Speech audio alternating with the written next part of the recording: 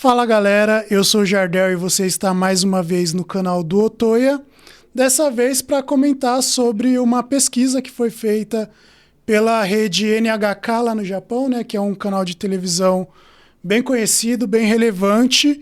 E eles fizeram ali em 2021 e 2022 rankings de popularidade entre os tokusatsus, né? Em 2021 lançaram a pesquisa de Kamen Riders, que a gente já comentou aqui no canal, mas hoje a gente vai falar sobre a pesquisa que fizeram de Ultraman no ano seguinte, onde eles definiram quem são os heróis mais populares da franquia, quem são os kaijus, né, os monstros mais populares da franquia, e os mechas, né, os veículos e robôs mais populares entre as séries Ultra, né? E hoje aqui no vídeo a gente vai fazer aqui um top 5, né, dos kaijus e ultras mais famosos da franquia. Começando pelos kaijus, né, no número 5, o quinto kaiju mais querido entre os fãs que participaram da pesquisa, que contou com mais de 300 mil votos, foi o King Joe, né? O King Joe, ele é um kaiju da série Ultra Seven, que é a segunda série da franquia, então a gente está falando ali do comecinho de Ultraman, ainda nos anos 60. E o King Joe é um kaiju que ele é bem interessante porque ele é um kaiju que tem uma semelhança com robôs, né? Ele tem essa estética que lembra máquinas, embora ele seja um kaiju tecnicamente, e é um personagem que a gente vai ver aparecendo de vez em quando na franquia em outras séries posteriores, além do Ultra Seven, que é a série de estreia dele, né? E o lance de ser um kaiju robótico acaba dando para ele ali um destaque e fazendo ele ser meio que um avô de muita coisa que a gente vê na franquia Ultraman, né? Em quarto lugar, a gente volta para a primeira série Ultraman com o Gomora, né? O Gomora, que é um dos meus kaijus favoritos, né? Gomora, ele é um kaiju que tem um design bem interessante, aquele design mais dinossaurão, que eu acredito que é o que a galera mais reconhece como normal de kaiju. E ele protagoniza algumas das batalhas mais épicas que os Ultramans já enfrentaram, né? Mas o que fez eu me apaixonar de fato pelo Gomora é a releitura que fizeram dele posteriormente, né? Eu sou um fã bem mais recente de Ultraman, né? Lá nos anos 60 eu ainda não era nem nascido para curtir essa série, mas como eu comentei sobre o King Joe, esses kaijus clássicos de Ultraman costumam retornar e até hoje aparecem de vez em quando. E uma das obras que fez eu me apaixonar por Ultraman é o Mega Batalha na Galáxia Ultra, né, que é um filme dirigido pelo Koichi Sakamoto. E lá a gente já tem um destaquezinho pro Gomora como um kaiju aliado, né, da equipe principal ali do filme, o que é bem bacana.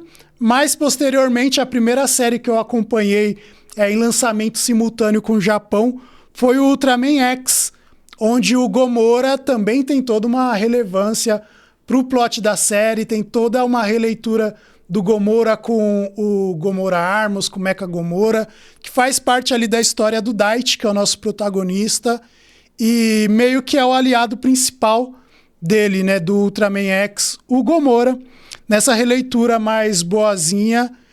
E eu acredito que isso daí colabora muito, né, pra gente ver o Gomora aqui configurando na lista dos kaijus mais queridos dos fãs.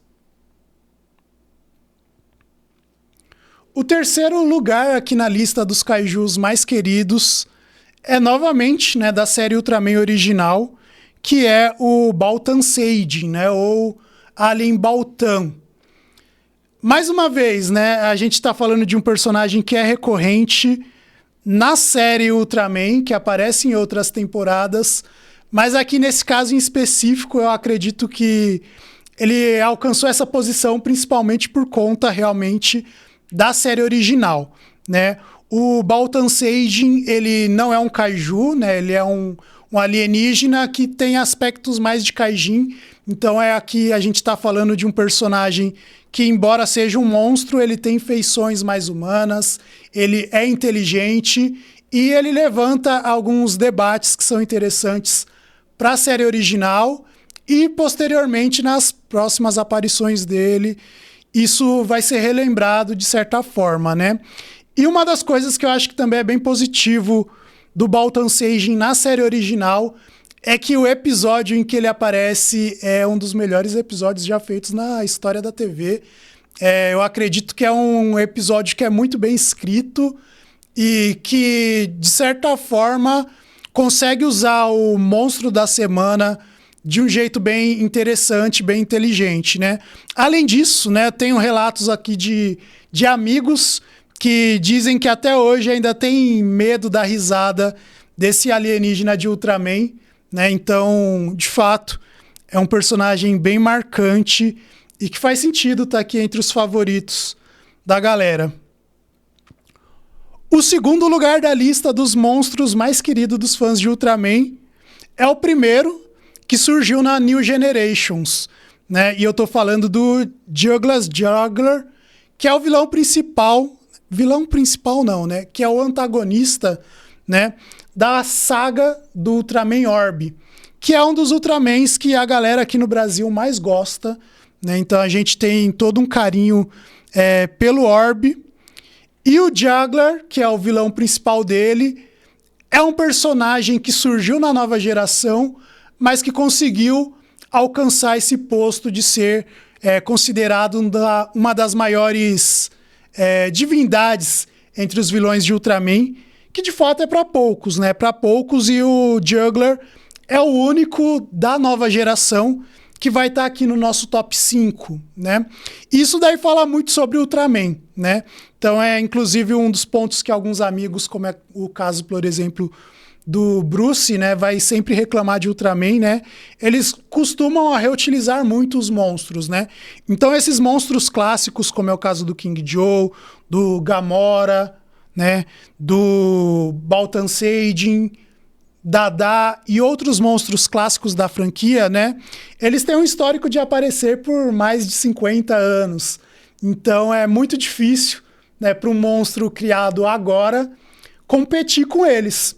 Mas no caso do Juggler, ele é um alienígena que tem feições humanas novamente, né?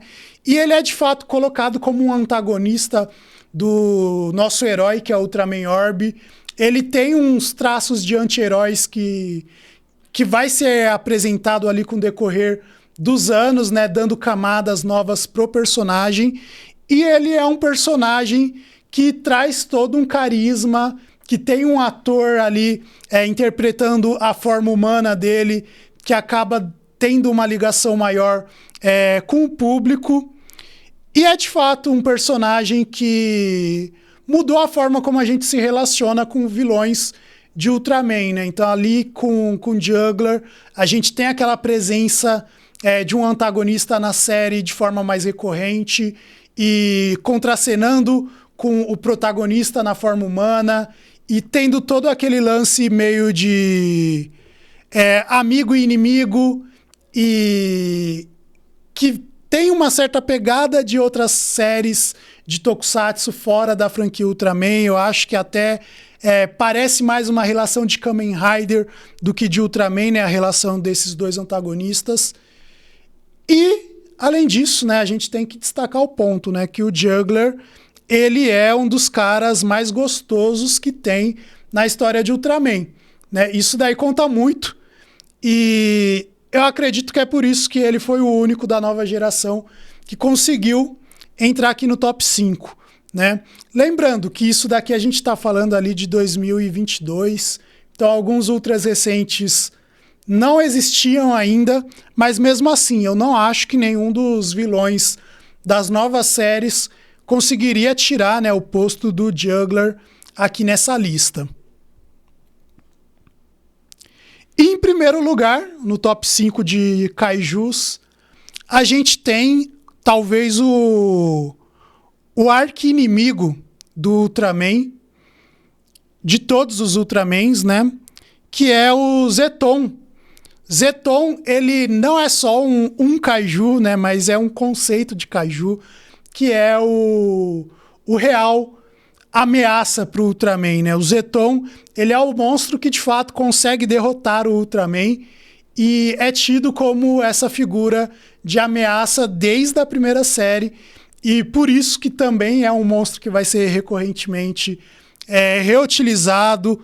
Talvez isso daí até perca um pouco da força desse kaiju na visão dos fãs mais novos, né? Porque a gente já viu ele aparecendo e sendo derrotado várias vezes, mas entre os fãs da série original, né, e entre a galera que acompanha o Ultraman muito fervorosamente e que gosta da história de Ultraman, né, o Zeton, sendo essa ameaça mor do Ultraman, sendo esse inimigo que de fato representa uma ameaça real, consegue vencer uma luta contra o Ultraman de forma bem clara e incontestável, merece estar aqui no top 1, né, dos kaijus.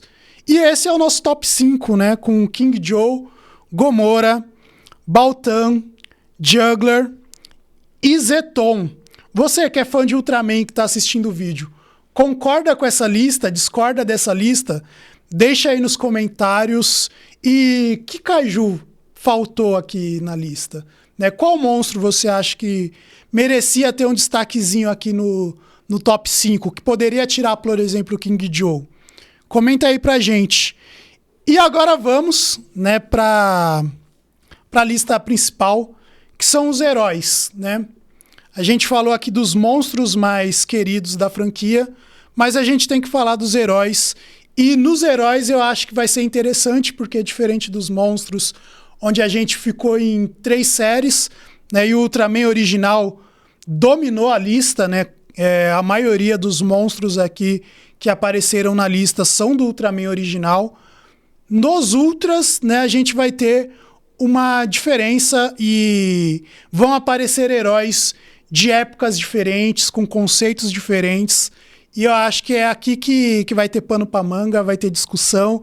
E é aqui que a gente vai discordar muito do top 5.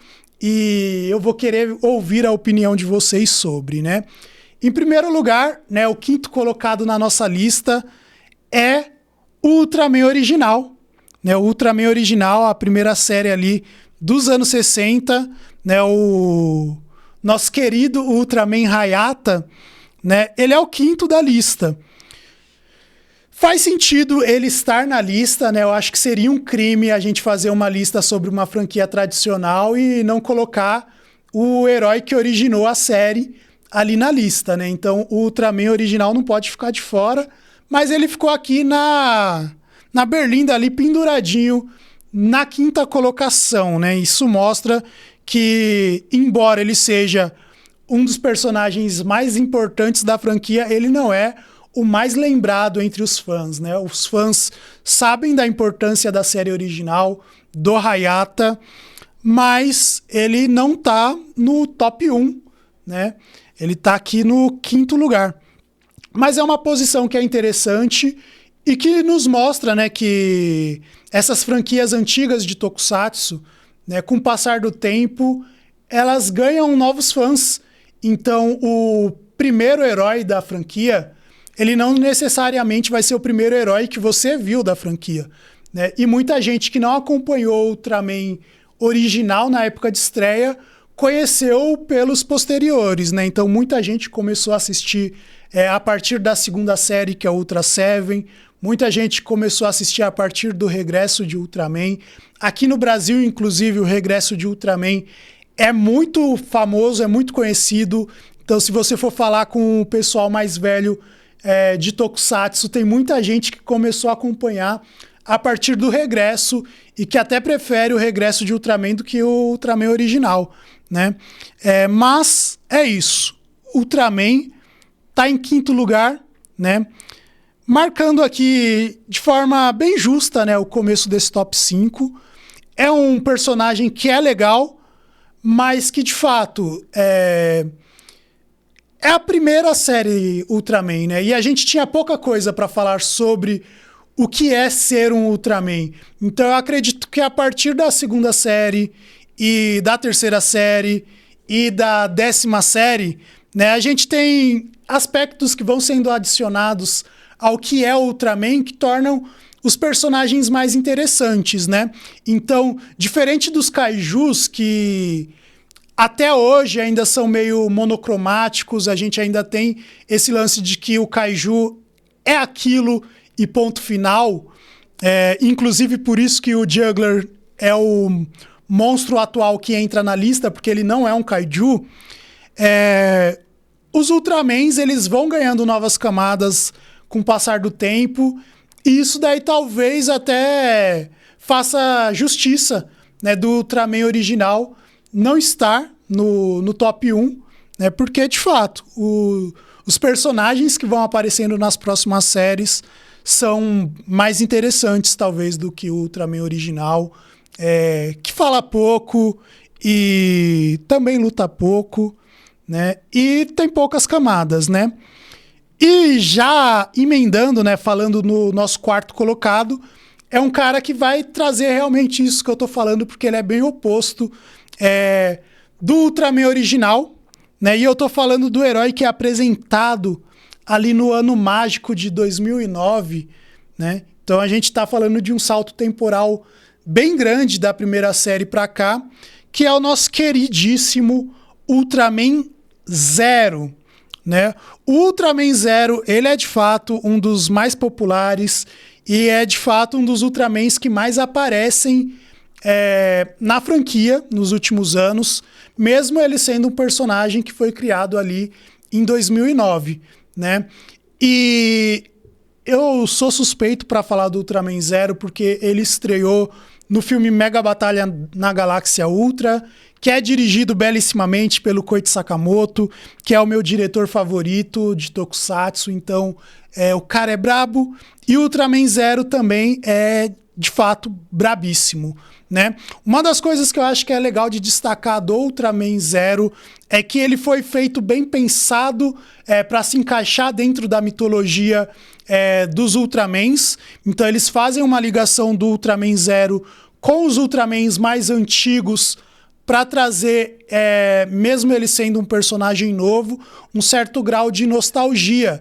E isso daí faz o fã mais antigo, que tá voltando a acompanhar Ultraman naquele momento, né, no filme do Mega Batalha na Galáxia Ultra, ele ter um carinho pelo Ultraman Zero, que é um novo Ultraman, mas que é o filho do Ultra Seven, né? Que é o discípulo do Ultraman Leo, que é um herói que faz parte da M78, do Planeta da Luz, e que tem toda uma ligação com toda aquela galera que foi apresentada na história da franquia até então, né? Então, o Ultraman Zero, ele tem essa popularidade entre os fãs mais antigos que conheceram ele quando foram lá assistir Mega Batalha na Galáxia Ultra para rever, né, os heróis antigos, e viram o Zero ali sendo apresentado como parte da família, literalmente, no caso, né, sendo filho do Ultra Seven, que também é um herói bem popular. Mas aí, falando dos méritos do próprio Zero e de como que ele se posiciona como uma liderança, né, da nova geração de Ultramans, né? O Ultraman Zero, ele tem uma proposta bem diferente do que a gente estava acostumado a ver de Ultraman, que é aquele herói que é bem distante, né, da figura humana e do senso comum de um personagem, né? O Ultraman, ele é um herói que é bem inacessível, né? Que é difícil de você até se imaginar como um Ultraman, né? Diferente daquele conceito de Homem-Aranha, né? Onde tem o clichê de que pode ser qualquer um debaixo da máscara e que vai ser utilizado, de certa forma, para reinventar o personagem de tempos em tempos. O Ultraman, ele é literalmente um gigante de luz que veio de outro planeta e que tá lá para salvar a humanidade. E que os humanos não conseguem se comunicar com ele de forma direta. e não entendem ele, não sabem quem ele é, e tem todo um mistério por volta do personagem que torna ele praticamente um deus, né? E isso daí é algo que vai ser trabalhado na iconografia do Ultraman, né? Ele é uma figura extremamente imponente. Mas aqui no Zero, ele é apresentado como um protagonista de shonen de lutinha mesmo, né? Então, o Ultraman Zero, ele é o filho do Seven, então tem esse lance da diferença de idade entre ele e os Ultramans mais antigos, que é colocado como parte da história do personagem e que traz para o personagem uma camada, por exemplo, de imaturidade, que vai ser colocado ali nesse primeiro momento como parte da personalidade do Zero, né? Então, o Zero, ele tem uma liberdade meio adolescente que torna o personagem mais agradável e mais fácil de se relacionar, mais fácil de se conectar, mais fácil de a galera fazer amizade com ele, né? E querer ser o Ultraman Zero, para além de enxergá-lo como um deus. E o filme Mega Batalha na Galáxia Ultra, dirigido belíssimamente pelo Koichi Sakamoto, é um filme que os Ultramans são apresentados como Ultramans no universo, né? É um filme que não se passa aqui no planeta Terra, então a gente vê uma sociedade de Ultraman sendo projetada ali na tela, no filme inteiro, e isso daí eu acho que até ajuda a reforçar esse lance de que a gente pode se identificar com os personagens, né? Porque como não tem aquele momento muito forte, né, de apresentar o Ultraman contracenando com os humanos e toda essa diferença entre eles, né? Tem humanos ali no filme, mas não é essa a proposta, né, de apresentar a diferença entre os Ultramans e os humanos. O Ultraman Zero acaba sendo, de fato, o personagem que o fã que está assistindo o filme vai se conectar e vai ter ali como olhar, né, para aquele universo, né? Então eu acho que isso tudo ajuda o Ultraman Zero a estar aqui entre os heróis mais populares, além de que o Ultraman Zero é maneiro demais, né? E tem todo aquele lance de ele ser apresentado como um rival do Belial, que é o maior vilão aí da nova geração, inclusive. O que traz também uma temática ali de shonen de lutinha que funciona muito bem para o fã mais novo, né? Inclusive ali na época, ali nos meados de 2009. Então o Zero tá aqui em quarto lugar, né? Inclusive eu me surpreendo com o Zero tá em quarto lugar. Eu achava, na época que estavam fazendo a pesquisa, que o Zero seria de fato o primeiro lugar no pódio, tá? Eu achava que o Zero ia ser o top 1, né? Mas ele tá aqui em quarto lugar.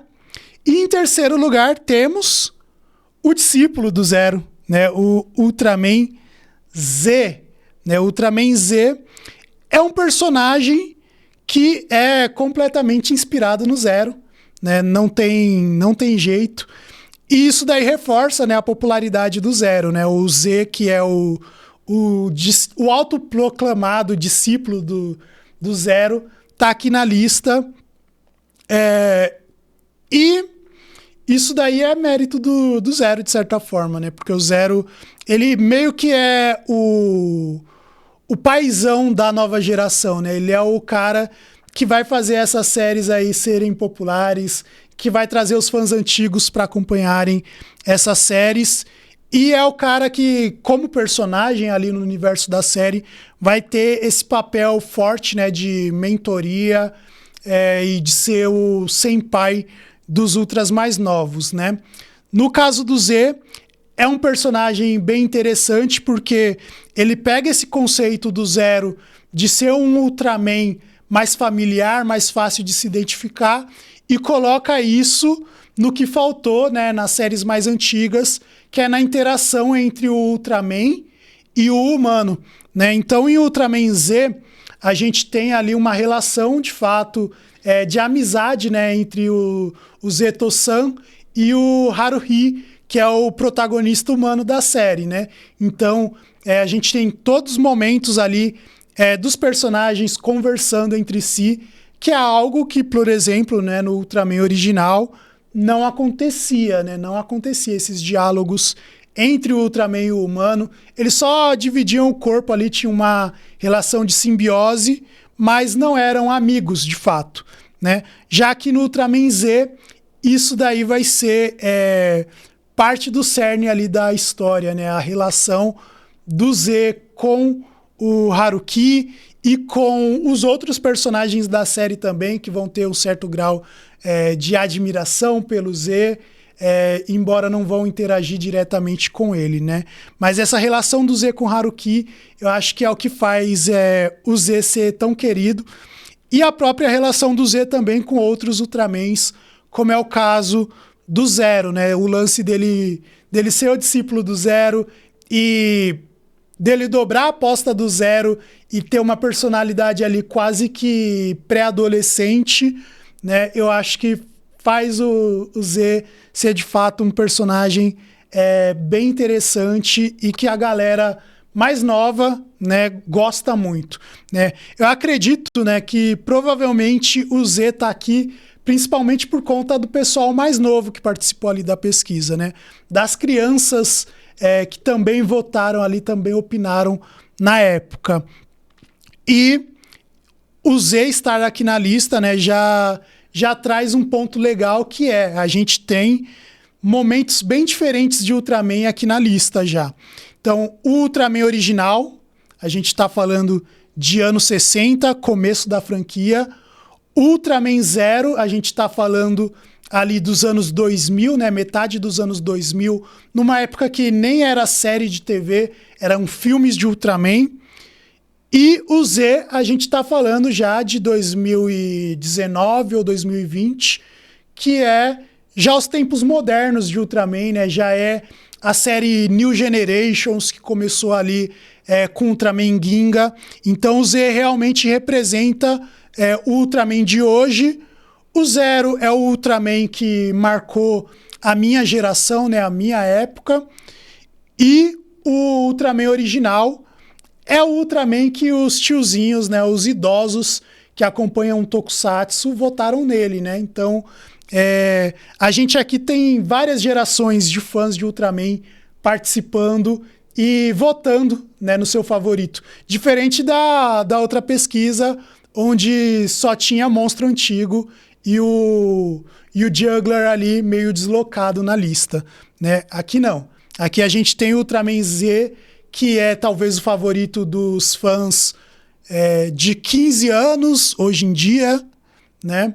A gente tem o Zero, que é o cara que já tá com uns mais de 20, quase 30, e a gente tem o Ultraman original, que é para os fãs mais idosos, né?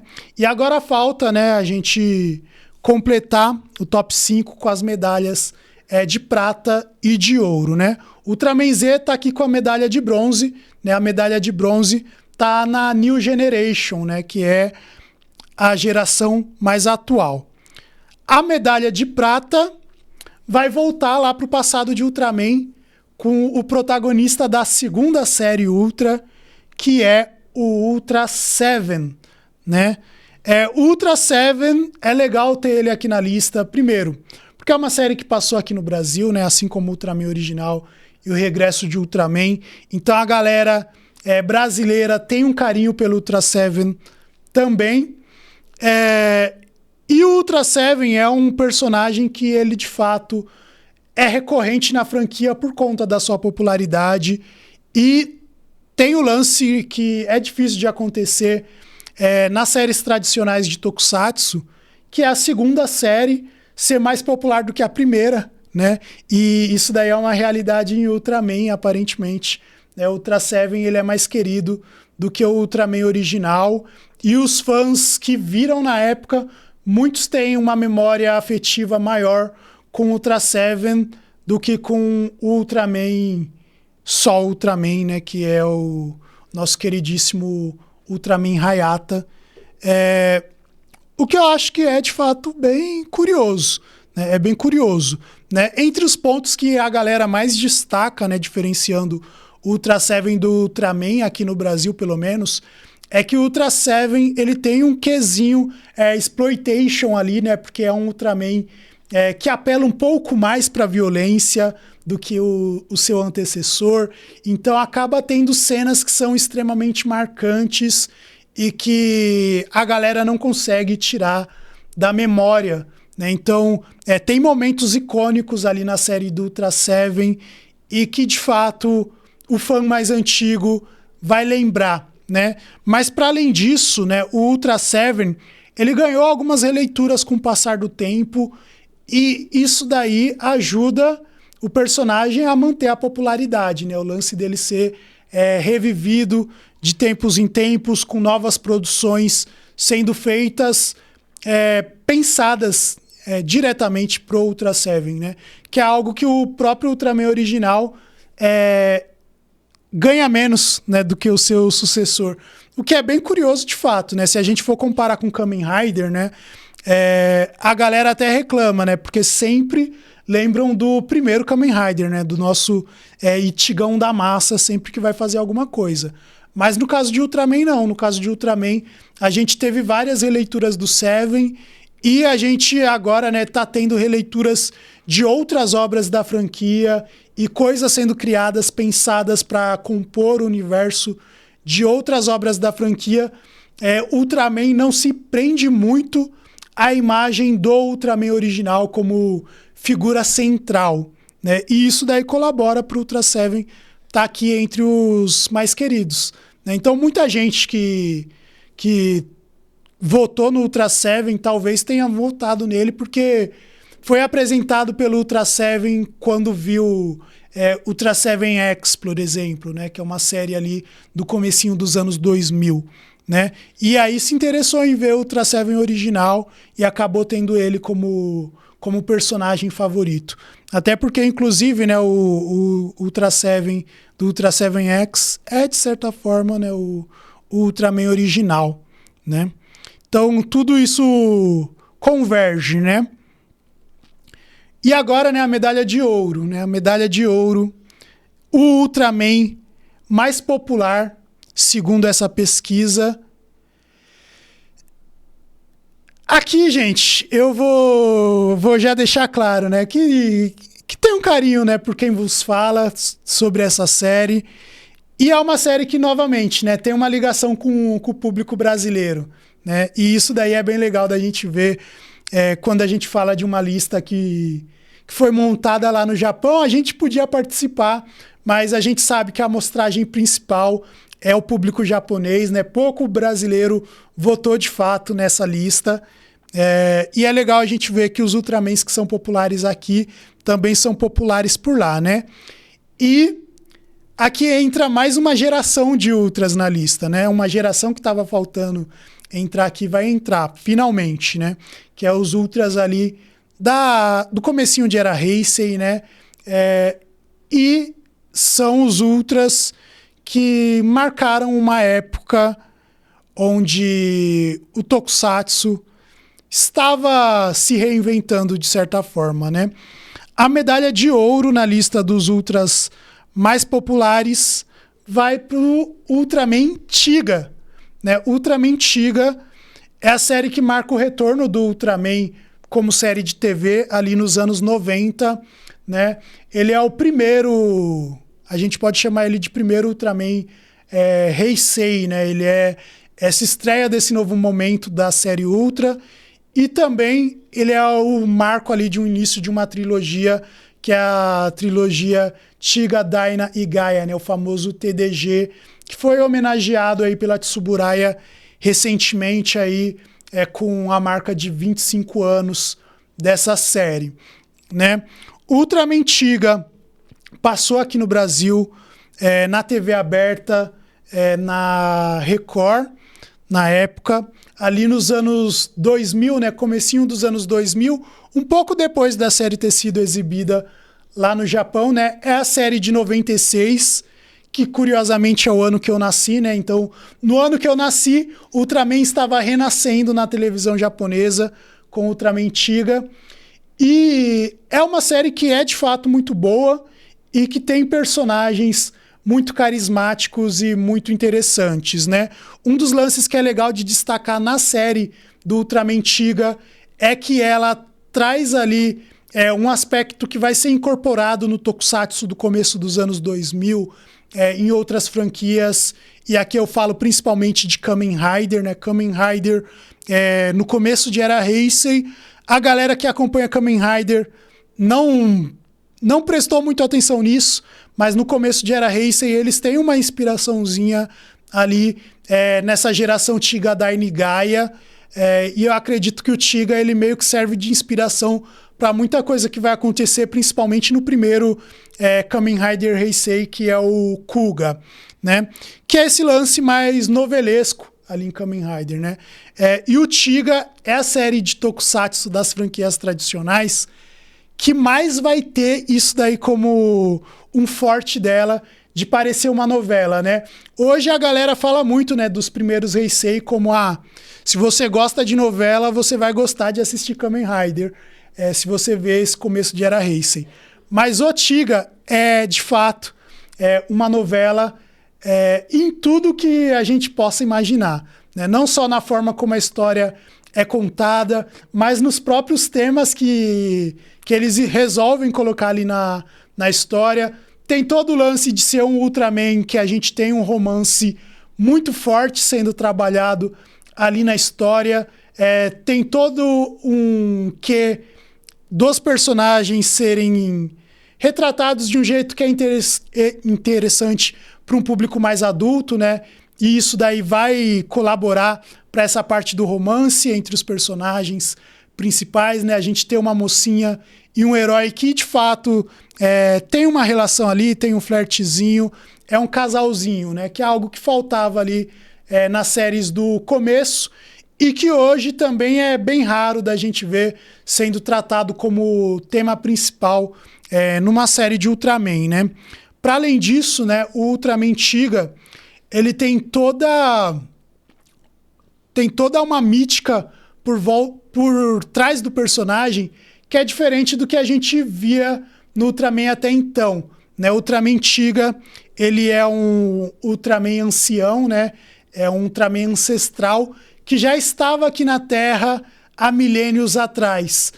E isso daí traz para a franquia Ultraman um quê, né? Um toquezinho mais místico, mais mítico, mais mitológico do que o sci-fi que a gente está acostumado a ver mais recorrentemente, né? De um Ultraman veio do espaço e caiu aqui na Terra, né? Então, essa tentativa de fazer algo mais fantasia do que sci-fi no Ultraman Tiga, eu acredito que é um dos pontos que torna ele tão diferente dos outros Ultras e também serve para torná-lo um dos mais populares, né? Mas para além disso, né, o lance do Tiga, ele ser um retorno da franquia, faz com que o público que viu Ultraman Tiga seja um público que não conhecia Ultraman antes dele, ou não tinha uma ligação tão forte, né, com o que veio antes dele, e isso daí também ajuda, né, o Tiga a ser um dos mais populares. Para além disso, né, o Tiga é de fato brabíssimo, é uma das melhores séries, com alguns dos melhores personagens, e é isso, né? Entre as coisas que eu destaco do Ultraman Tiga também aqui pessoalmente, né, é que os filmes são extremamente bons, né? E o Ultraman Tiga ele vai aparecer novamente em outras oportunidades de um jeito diferente do que a gente está acostumado a ver, né? De tipo, só o herói retornou para fazer uma homenagem porque tinha que retornar, né? Os retornos do Tiga são sempre bem impactantes e bem emocionais, né? Então, o próprio Odisseia Final, por exemplo, que é o filme do Tiga, filme solo do Tiga, é um filme que é extremamente marcante, que é muito brabo e que todo mundo deveria ter assistido e que traz conceitos novos para Ultraman que são reutilizados até hoje, né? E que serve muito de inspiração para o trabalho maravilhoso de Koichi Sakamoto, por exemplo, né? Então, Tiga é o nosso top 1, né? Merecido. merecido. Eu concordo aqui em gênero, número e grau contigo a estar em primeiro lugar. Né? Tô feliz com essa lista. Né? Então esses são os kaijus e os ultras mais populares entre os fãs, segundo a pesquisa feita pela NHK. Você que viu essa lista, né? Concorda, discorda, assina embaixo ou não? Você acha que o pessoal que votou aqui estava chapando? Tem que ter outro ultra aqui na lista? Né? Deixa aqui os seus comentários e se vocês quiserem, né, a gente faz uma lista um pouquinho mais completa, né? A gente estende o top para um top 10, talvez, top 15, quem sabe, eventualmente numa próxima oportunidade, certo? Então, é isso. Espero que vocês tenham gostado do vídeo. Se você ainda não é inscrito aqui no canal do Otoya, dá essa moral, se inscreve aí, vai valer a pena. É muito conteúdo de Tokusatsu sendo lançado aqui. Vem acompanhar, certo? Até uma próxima e falou!